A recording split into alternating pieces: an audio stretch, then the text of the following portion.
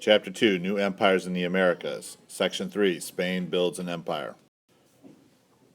So once Columbus has come over to the Americas, once other Spanish explorers like Magellan and Balboa and Vespucci have all come over, now Spain is sending more and more people over to start to claim land. Spanish conquistadors were Spanish soldiers who led military expeditions into the Americas. The first one we're going to talk about is Hernan Cortez, who led a mission to Mexico in 1519. He had heard of the great wealth of a king named Montezuma II, who ruled the Aztec Empire. Montezuma, that's Cortez. Montezuma welcomed Cortez into Tenochtitlan, that's the capital, mainly because they had Spanish conquistadors were on horses, and he kind of thought of them as gods, and so he kind of welcomed them into the city. But the Spanish, of course, seized Montezuma and imprisoned him in his own room full of gold, and later killed him during the fighting. Then the Spanish went ahead and overthrew the Aztec Empire, but they didn't do it alone. They did have the aid of some of the enemies of the Aztecs. And, of course, the Europeans did have some diseases, and that helped to eliminate some of the Aztecs because they died from diseases like smallpox. Now, a little side story here is that when you go to Mexico these days, in modern times, it is wise not to drink the water in Mexico. Like if you're in a village, you wouldn't drink the water because the water in Mexico is not treated like it is in the United States. So if we drink the water, the bacteria in the water would affect us so that we would have to go to the toilet and spend our whole vacation in Mexico on a toilet. That is called Montezuma's revenge.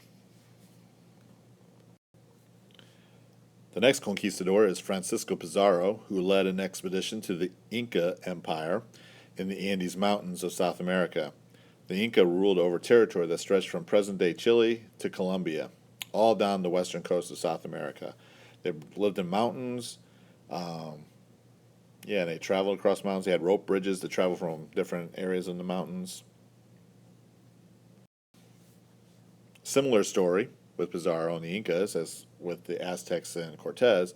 Pizarro's forces killed the Inca ruler Atahualpa, who you see here in the picture. And Pizarro went ahead and conquered the Inca by 1534, again with the help of Native American allies. But the Incas were also kind of in the middle of like a civil war, and that kind of weakened them as well.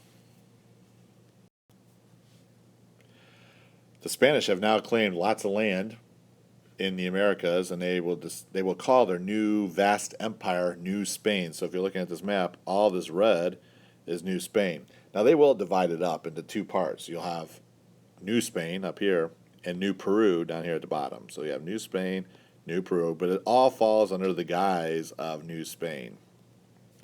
Royal officials ruled the empire through viceroys or royal governors. The Spanish will come up with three types of settlements in New Spain. The first would be a pueblo. We are not going to confuse a pueblo with the Native American tribe known as pueblos, but the pueblos were trading posts. Then you have missions like this one right here. Missions were religious centers. And presidios, which were military bases. So once again, you have pueblos, the trading posts, the missions, the religious centers, and the presidios, which were the military bases. We will now move on to other conquistadors who will be exploring something called the Borderlands of New Spain.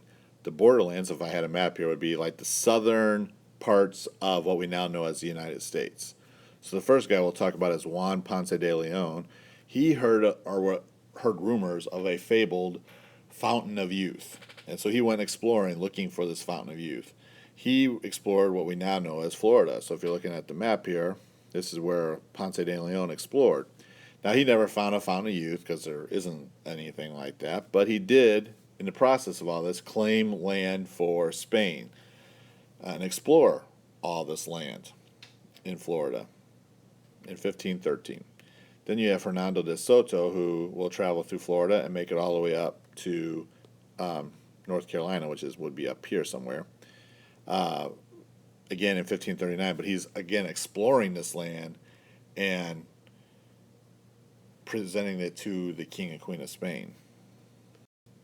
Alvar Nunez Cabeza de Vaca, accompanied by a slave named Estevanico and a few others, they were journeying again looking for a place called the Seven Cities of Gold. And as they're exploring, their ship hit a storm and they were kind of stranded on an island called Galveston. And they were kind of held prisoner there by the native people there. They managed to escape, the five of them, and they managed to wander around the southwestern part of what we know in the United States looking for this Seven Cities of Gold. They never found it. Again, they explored this area, though. So you can see the path here of Estevanico and Cabeza de Vaca. On ship, they sailed all the way to Galveston, where they were stranded. And then on land, they walked thousands of miles exploring the American Southwest. Here's Estevanico. Francisco Vázquez de Coronado explored more of the Southwest, discovering what we know as the Grand Canyon. So here's Coronado. He discovered the Grand Canyon. With all this land that has been claimed by Spain, they needed workers.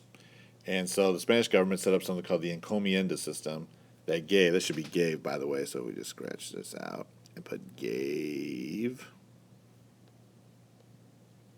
settlers the right to tax local Native Americans or to make them work. So you're taxing the Native Americans or you're making them work kind of as slave labor. Native Americans were forced to work on plantations, which were large farms, to work in mines, and to herd cattle.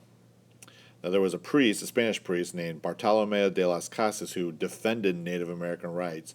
Thought it was horrible that they were using Native Americans and treating them so horribly in the Americas.